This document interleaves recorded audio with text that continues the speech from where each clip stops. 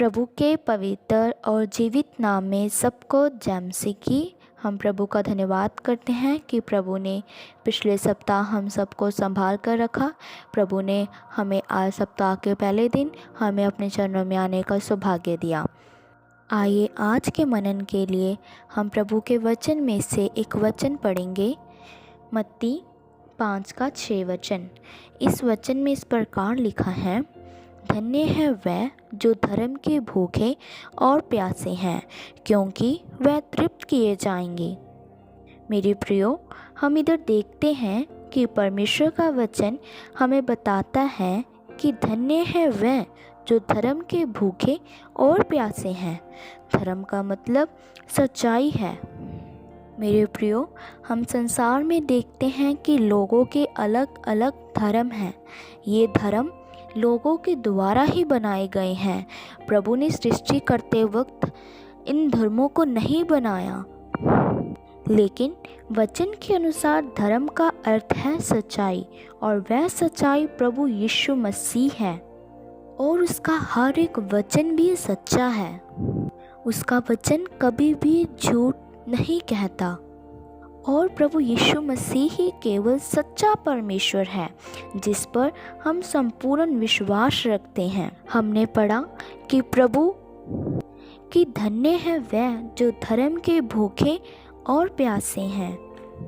मतलब जो प्रभु यीशु मसीह के जो सच्चाई है उसके भूखे और प्यासे हैं, वह ही धन्य कहलाएंगे और वह एक दिन तृप्त भी किए जाएंगे।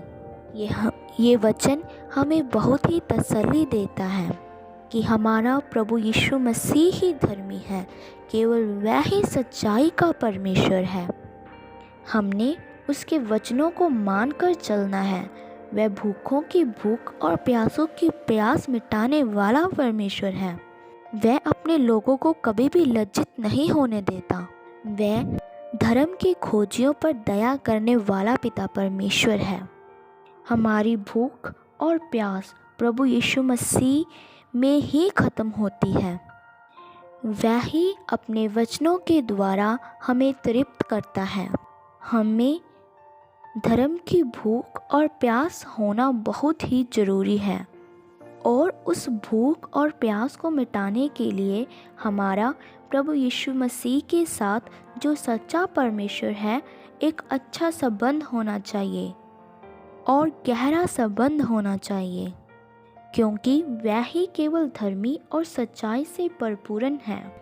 हमने केवल उस सच्चाई के परमेश्वर यहोवा को ही आदर और महिमा देनी है।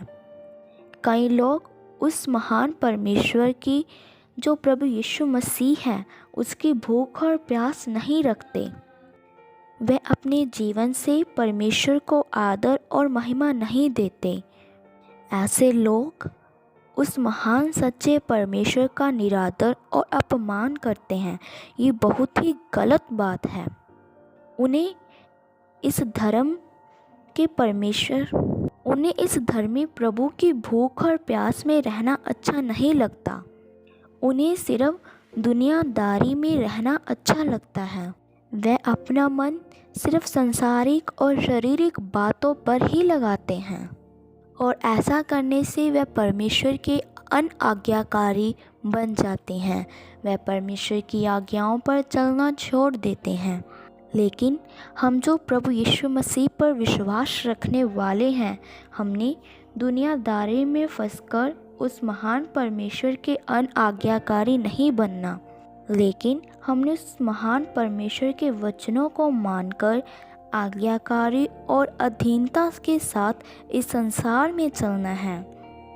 हमारे जीवन के हर एक पहलू में परमेश्वर को आदर और महिमा मिलनी है। हमारे जीवन से उस महान सच्चे परमेश्वर के गुणों को प्रकट होना है। हमने अपने जीवन से उस धर्मी परमेश्वर के गुणों को प्रकट करना है, और वह धर्मी परमेश्वर केवल प्रभु यीशु मसीह ही है, जो एकमात्र सच्चा परमेश्वर है। वह ही सच्चाई से संपूर्ण है। हमने प्रभु यीशु मसीह की ही भूख और प्यास में रहना है।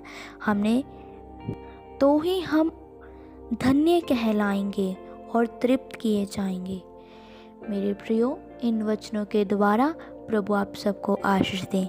आइए आँखों को बंद करें, सिरों को झुकाएं, हम प्रार्थना करते हैं। महान सर्वशक्तिमान पिता प्रभु, हम आपका धन्यवाद करते हैं प्रभु। सप्ताह के पहले दिन प्रभु आपने हमें अपने चरणों में आने का सौभाग्य दिया प्रभु।